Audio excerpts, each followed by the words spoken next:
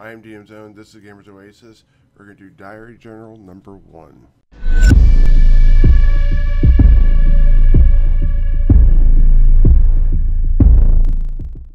Okay, guys, so let me go ahead and get into Fantasy Grounds here so I can tell you a little bit about what we did. The first thing we did is we went ahead and made characters. So one of the things that we have going on with OSC that's a little bit different than other versions of the game is you do not start out with max hit points. But the question is, how do you roll your hit dice? And let's say you get a 1 or a 2 first level and get that re-roll. I don't know how when you get that re-roll. Not yet. I'm sure I'll figure it out.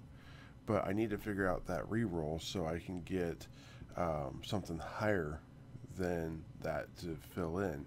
We thought we found it. I'll show you what I mean. So here's Fantasy Grounds Unity. If I were to come over here and be like, alright, I need to roll my character's hit dice, I can go up. Well, I got an 8. That's great. But if I were to go to a character sheet, make up a new character, and be like, okay, I'm going to play a dwarf who has a D8 hit point. I want to level him up, so I hit the ding, level up. Well, look, now we have a problem, because look, it's got a 2, and I don't want a 2. So I need to be able to pull that out, I guess, put that back, and roll again. But, oh, wait, I can't. I can't roll again. So does that mean I literally have to go here, find this character, delete that character completely out, and come back and make a new one, make it a dwarf. Oh, now I got a 6. Okay, good. So, that's a good starting hit points. Or do I do it like this? Okay, so I'm going to go ahead and delete this character. There we go. New character. So I come here and go to manual entry. Okay. Manual entry is on. Nope, so I'm going to turn it off real quick. So here's what my hit points are going to be. Nope, I don't reroll 1s and 2s. So 6. Go to manual entry on. Come here. I'm going to pick dwarf again. Level up. Now I can put a 6 and assign that roll, and now it gives me a 3 because I have no con. So I mean that's good for the first level. But what I do now if I level up again? Let's say he gets 2,000 XP. Okay, or 2,200, excuse me. Boom, he's got 2,200 XP. Now he's leveled up.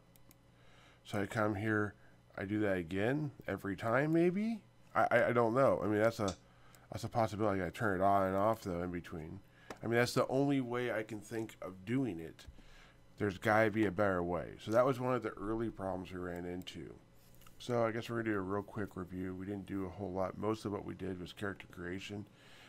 This is the GM side of things, so they don't know all of these characters exist to the same degree. Some of this are important NPCs, some of these are the players. So we have a player right here, we have a player right there, we have a player right there, and we have a player right there. So Bogsworth, Jax, and Talwiner, Winor, I don't know. Anyways, and Skagen are all players.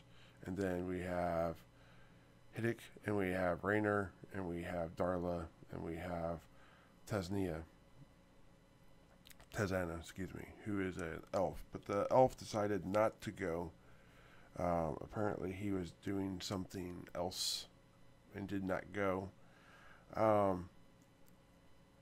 And then we have 2 other people on here, and that is Edgar Wolf, Erdwolf Reinhardt, and we have Reinhold, and we have Edgar Wykes.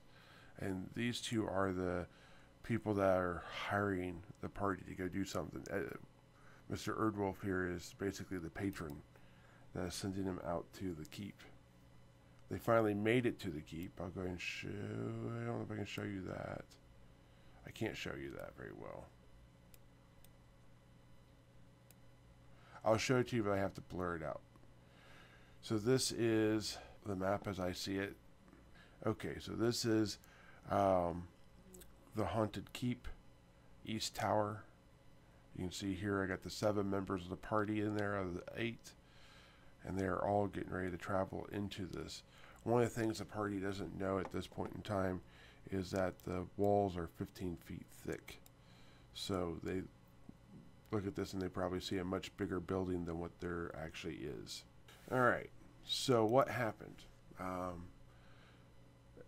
Party got to know each other. They met.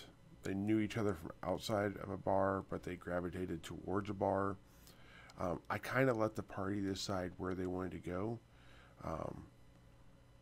One of the members was talking with a noble, earned a few shillings, essentially, and then left there and headed to a bar.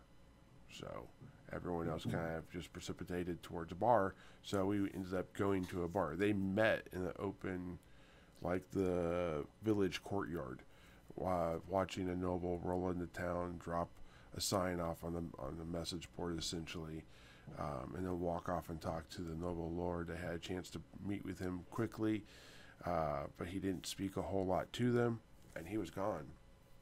They spoke to his guards a couple times. He had a squire. They spoke to the squire, got some information about him. They ended up going to the bar, talking with other patrons that they knew was involved in wanting to do this. They kind of met him as equals.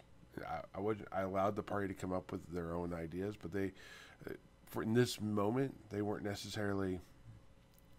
They didn't organize as much as they could have prior, so everyone kind of goes into this as equals. Whether they'll see themselves as that, whether they'll retain these same people as they go forward, whole different story. But that's cool. That just is the way that group is, and I think it's going to be interesting when they get going. They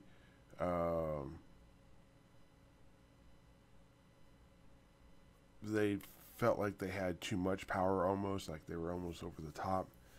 I don't know if they took into consideration virtually every one of the B series games I've read so far has recommended the character level to be 1st through 3rd, and to be between 5 and 8 characters. So having 7 characters right there in that sweet spot. They were not offered too many characters. I didn't feel like the elf would just join. There was no reason for them to join. He was the only elf. There wasn't a whole lot of demi-human NPCs or PCs. They didn't reach out to him specifically. And, you know, it's less likely he would join. So I let it fall down to a luck roll. Essentially, he went to go off and think about it, and he come back. Well, he went off and thought about it, and he never came back. So, party went into the wild. I told them I wasn't going to do any random encounters, but I was going to do a planned encounter so they could get an idea what fighting was like and how brutal it is, and how really it's in no one's interest to be in a fight, enemy or friend. I said, looking at this right now, I know no one has more than 8 hit points. So there are enemies with battle axes. There are NPCs with battle axes. A battle axe does a D8 damage. That literally means everyone's within a swing of an axe from death. And that was like, all right, you know what I'm saying? And we did have 2 people get hit. So Bogsworth has, I think he has 4 hit points, and he got hit for 3. And I think the magic user has 4 hit points because he actually has a con bonus. They both had 4 hit points. They both got hit for 3 hit points. Both got knocked to 1 hit point, and they spent the rest of the fight basically running away from everything. So there was some life put at risk even before they got to the dungeon. Now they're going to have to rest or choose whether they use their 2 potions of healing they were just given as part of their payment to go do the quest, or what they're going to do. So it's going to be an interesting start. They did defeat 1 hobgoblin, 4 goblins, and 3 rats with 7 people, but they almost lost 2 people in the process. The magic user did what he thought at the time was maybe an overuse of power, but he was terrified at the fact that how close these goblins were in comparison to him.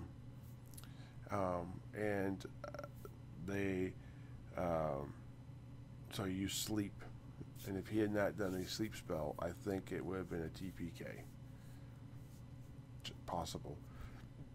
If I was dealing with an old school group that thought old school, I think I've been okay. But this group has some old school experience, but I don't think they've played old school methods. So this is a new thing for them. And I think that this is going to be interesting. And I think the evolution of what the way they play in this game is going to change. There may be some deaths along the way, but I think it's going to be very interesting. I think it's going to change as we go forward. And I'm pretty excited about it. Everyone said they enjoyed the game. Hopefully everyone comes back. I'm sure they will. And then we'll actually be entering the proper dungeon and seeing what happens there. And we'll go from there, and we'll see what happens, because right now it's crazy, shall we say. They did keep one of the old school things they did do is one of the goblins that was still, they had 2 goblins left at the end of the fight asleep that had not been coup de grace yet. They tied one up and they killed the other one, and then they questioned it, and he made a bid for his life. And I don't think they were expecting I think they tied him up just to, like, okay, we're going to tie it up because that's an old school thing to do, and we've heard that's a thing that people do. And then they were talking to Spit the Goblin, and Spit the Goblin said something that I think they didn't know what to do. They're like, okay, wait a second, this is a real thing. Like, that's a legitimate real thing. Spit offered to give them information about the East Tower, like where the goblins were and how to avoid a trap that he knew of. And they're like, well, wait a second. I would gladly trade an NPC life, a goblin life that I don't know anything about, to save a party member life. And they got talking about it, and the basic agreement was if it was a trap that was deadly, not like surprise, that they would let the goblin go. But then there was some, do you really let a goblin go? Anyways, the goblin told him about a pit trap that was covered in mud, and there was mud and water, and essentially if you were to step into it, you would fall through, and you'd be in real muddy water, unable to swim, and you drowned. And they agreed that that really was a trap that probably would have killed most of the party, since only the magic user and Darla did not really wear heavy armor. Everyone else was wearing at least chainmail. So knowing that, and knowing now they had to cross a muddy lip on the left side to avoid the pit trap, they decided that was actually worth something. And they kind of let the goblin live. And I say kind of because they put him inside a sack and tied it. So eventually he might be able to break his way out, or he might just die in that sack. I haven't made those rules yet. If they had left him less tied up but more able to go, like just use the sack and tear it in shreds and tie him up so that it takes him an hour or 2 to get out, he probably would have been less offended or less against the PCs. But being trapped inside a bag could do things to him and change his mental state towards the PC, shall we say. We'll see. We'll see if they created a nemesis or they've found a person that they can occasionally deal with, and that he will know they're trustworthy because they had good dealings in the past. Anyways, we're going to move into this. So we know there's at least a goblin lair here, and if you believe the rumors, an undead lair of some nature. But we don't know what else this dungeon might do. At the end of this series, when they get done with the keep and when everything is wrapping up, one of the series I'm going to do is I'm going to do a video talking about each one of the different types of monsters, how they were placed, why they were placed, like a complete breakdown of the dungeon, and going over the different layers per se. And I don't mean like first, second, third, which really is a first, second, first, not a third. I don't believe this entry-level dungeon should have 3 layers. It just has 2 firsts that all go to the same second. And the way I justify that, I'll get into when I talk about how this second, first layer is. Anyways, hope you guys enjoy it. Keep rolling those dice, and I'll see you guys next week.